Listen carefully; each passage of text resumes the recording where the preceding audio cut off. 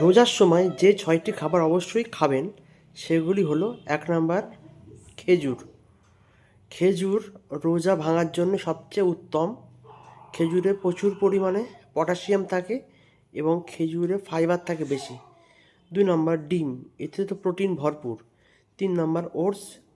৪ number বিভিন্ন ধরনের ফল যেমন কলা, আপেল, তরমুজ ইত্যাদি ভিটামিন এবং মিনারেল সমৃদ্ধ যে কোনো ফল। নাম্বার ৫ দই। ৬ নাম্বার ডাল এবং শাকসবজি। মাছ মাংস একটু অ্যাভয়েড করাই ভালো।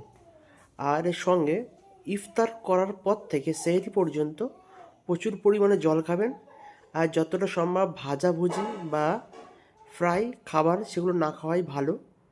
আর অল্প অল্প করে বারে বারে খাওয়া অভ্যাস করতে হবে। ভালো লাগলে ভিডিওটি চ্যানেলটি সাবস্ক্রাইব করুন।